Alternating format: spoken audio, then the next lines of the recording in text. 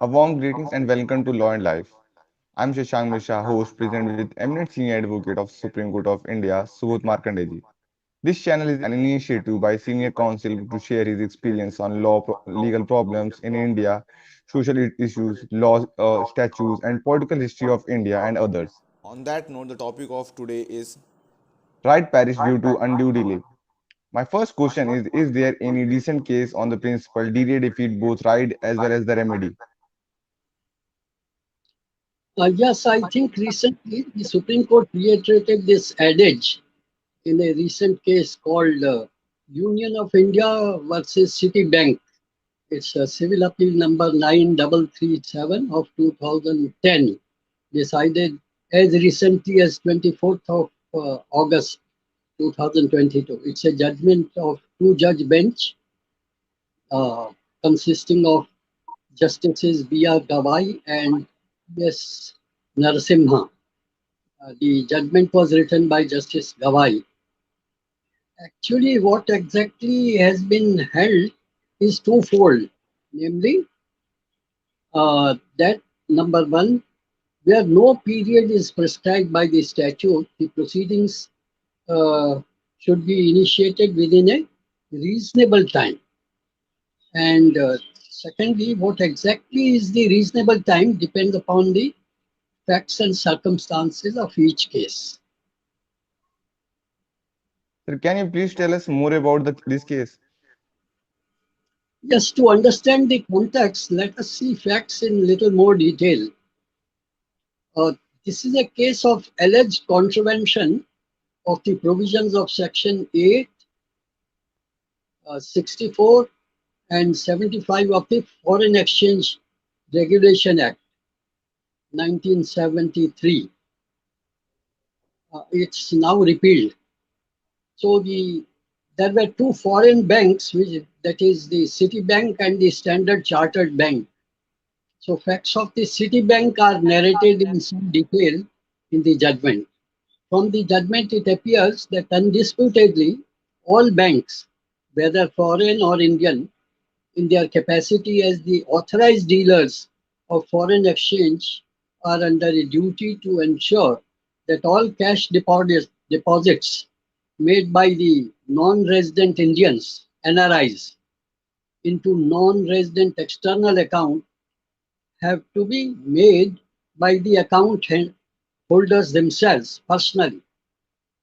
In respect of certain deposits made by an NRI into his NRE account in the Citibank between October 1992 and January 1993, there was some lapse on the part of the bank. That is, it did not ensure that the deposit was made personally by the bank, by the account holder. Uh, Now, what happened is that under the banking company's field of preservation of records rules, 1985, the banks were under a duty to preserve certain types of records up to 5 years and certain other types of records up to 8 years.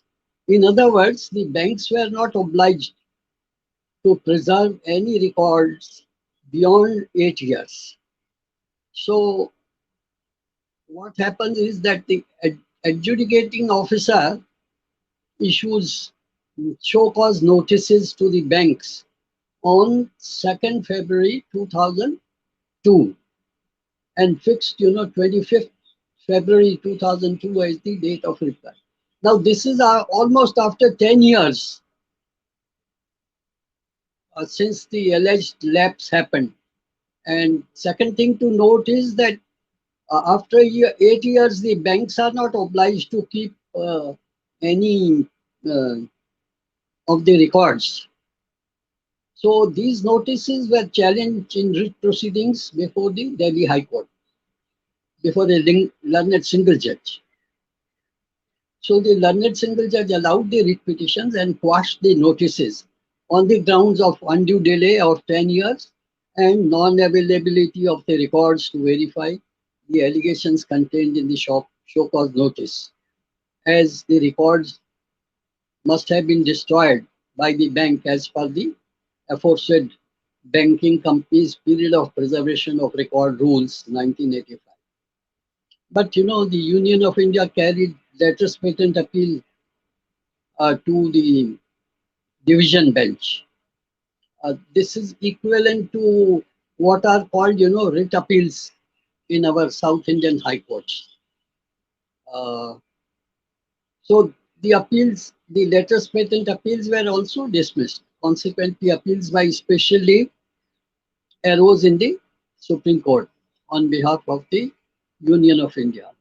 The Supreme Court heard the counsel on both the sides on all the points and considered all their submissions, but chose to decide the case only on the decade-long delay in issuing the show cause notice and destruction of relevant record in the meanwhile, as per the aforesaid banking company's period of preservation of record rules 1985. The Supreme Court rested its judgment on the earlier declaration of law in the following four cases. That is to say, delay. This principle of delay defeats the right as well as the remedy. That's laid down in the following four cases.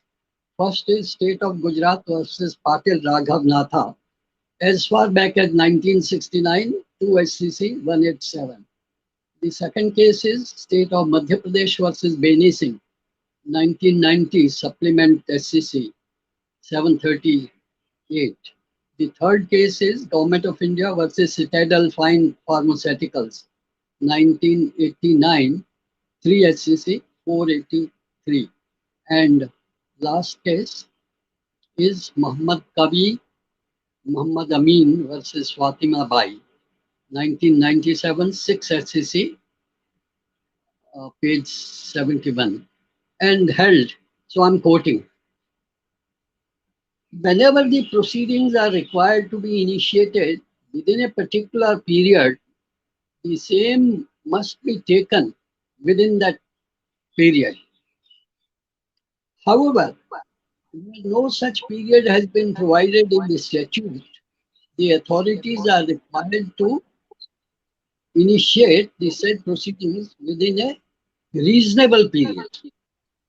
No doubt, what will be the reasonable period will depend upon the facts and circumstances of each case. So, in the present case, the facts and circumstances are that delay is 10 years old, and in the meanwhile, the records have been weeded out by the banks because they are not obliged to keep the records for more than 8 years. Therefore, the whole thing would have been uh, futile because the facts could not have been verified. So this is the sum total of the entire. Yes, sir, the delay will always defeat the remedy of the people which they have. As a thank you, sir, informing on such important topic.